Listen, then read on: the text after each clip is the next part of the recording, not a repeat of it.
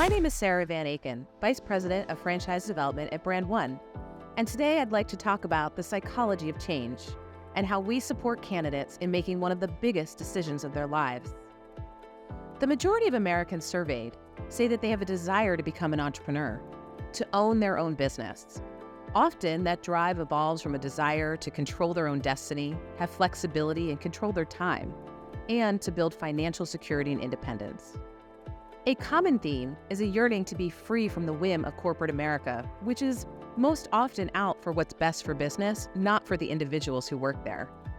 We also hear that doing something they're passionate about, having a positive impact on the world, and building a legacy are some of the other reasons. These folks are different from investor candidates. Investor candidates are those who have built wealth. They're often already entrepreneurs or at least seasoned investors. These folks do have different motivators, and we can talk about them a little bit later. Let's start with the folks in the first category, those who have a dream of owning their own business. While 3 in 5 Americans say they want to be entrepreneurs, very few ever do. In fact, very few ever step out on the path of exploration. And for those that do, the impetus to begin following their dreams can have different causes. In some cases, folks are doing this because a career transition has been forced upon them, or they have a fear that one will be. Corporate downsizing is not new. It's also possible that they may have reached the limit of working really hard for someone else's benefit. Of course, there are also the folks that are looking to build wealth while they're continuing to work full-time because they can't achieve those goals in corporate America. They don't want to or can't walk away from the security of their paycheck. As a result, the sense of urgency candidates face can really vary.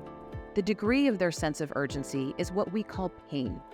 It's the level of discomfort they are feeling about their current life circumstances that is driving them to begin the investigation and for some eventually moving forward with a franchise. While these folks come from different backgrounds, have different skill sets, and different levels of pain, the one clear factor they all have in common is that this will be one of the biggest decisions of their lives. I know this in part from supporting countless individuals in becoming entrepreneurs, and also because I've reinvented my own career a number of times. I've started, grown, and sold a number of businesses. I've gone in-house and helped others grow and sell their businesses as well. Each of these transitions became a defining moment in my life. Being on this side of the equation, where I'm supporting candidates in their discovery, their due diligence, as they explore whether a franchise opportunity is right for them, it's incredibly important to understand what the experience is like for these folks. And this is really how I approach it. It begins with meeting them where they are. Candidates may share similar motivators, but they may be at different places in terms of their commitment to becoming an entrepreneur, their understanding of franchising or business ownership generally, their skill sets, and their positionality, or the unique life experiences that define what is important to them and what scares them. In meeting them where they are, we are listening to truly understand what their biggest questions and concerns are, and also understanding what owning a business, a successful business, will mean to them. We begin the conversation where it will be most useful and supportive, addressing those top questions and concerns, and cultivating the foundation of our relationship on a platform of trust and integrity. Next, the way I personally approach my relationship with candidates is that I hold space for them.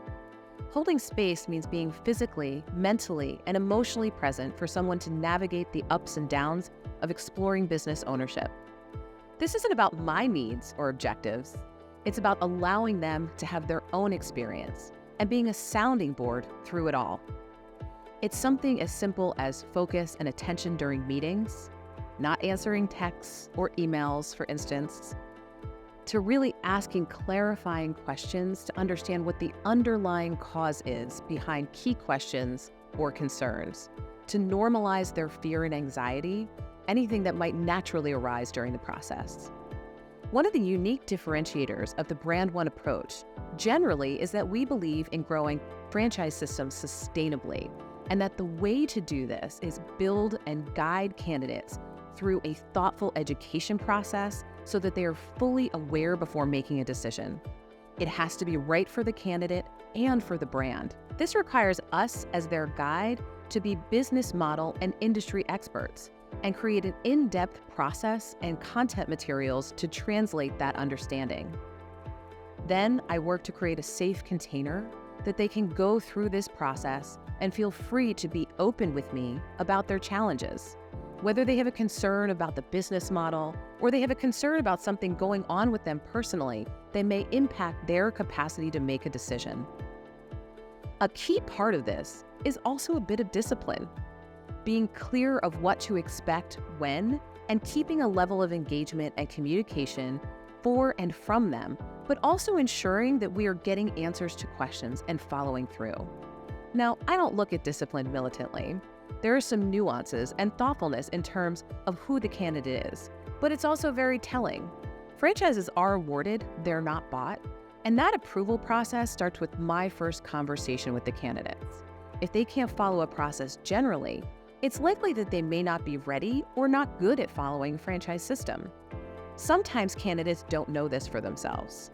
However, if they make appointments and then don't hold them or prioritize them, or prioritize their investigation, it's hard to see that they were ready to prioritize business ownership. The biggest challenge candidates face through the investigation process is fear. Exploring business ownership makes everyone nervous, doesn't matter who it is. Even though I've started several businesses, I still experience this. How fear manifests for individuals can vary in terms of emotional and mental reactions. We all have different parts or aspects of our personality. In times when we are experiencing fear, these parts can chime in, sometimes quite loudly, with judgments or commentary that can often be prohibitive or negative. That inner dialogue often comes with somatic effects too, such as anxiety, insomnia, loss of appetite, or overeating as some examples. And some fear is good, certainly natural. If you can utilize that fear to thoughtfully investigate and ensure you are fully aware of the business model and how you can be successful in it. However, oftentimes that fear is outsized and even irrational. It comes from totally natural and normal circumstances. Often these were created in the early parts of our life as really wonderful and often sophisticated protectors. For example, if you experience being impoverished as a child, you may have a higher sensitivity to financial risk. If you experience having to be overly responsible for others or a sense of being at fault, you may be concerned about liability. There are millions of versions of how our lived and inherited experiences can shape our behavior. When we go to make big shifts, when these gatekeepers, if you will, no longer serve us, they can be challenging to navigate. The little voices in our head can begin to scream instead of mutter the closer we get to fulfilling our dreams.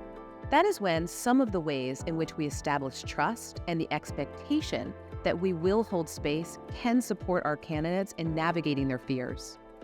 What it comes down to, and what I know that I and the rest of the folks at Brand One help our candidates do, is ensure they do a thoughtful due diligence on the business and then really ask themselves this one important question: do their head and their heart align?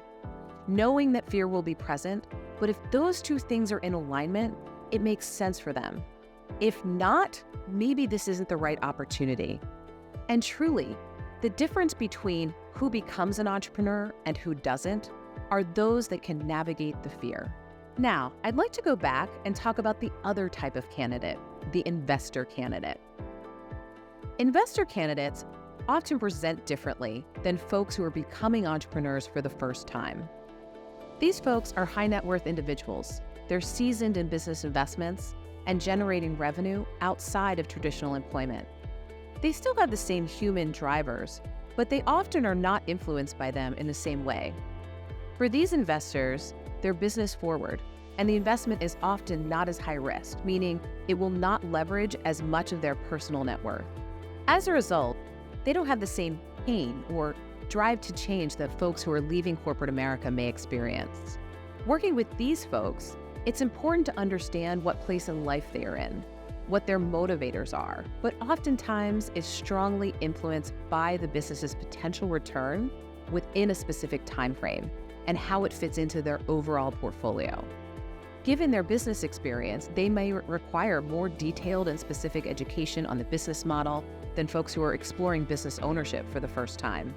And they may be looking to make a more sizable play, larger area or territory development, for instance.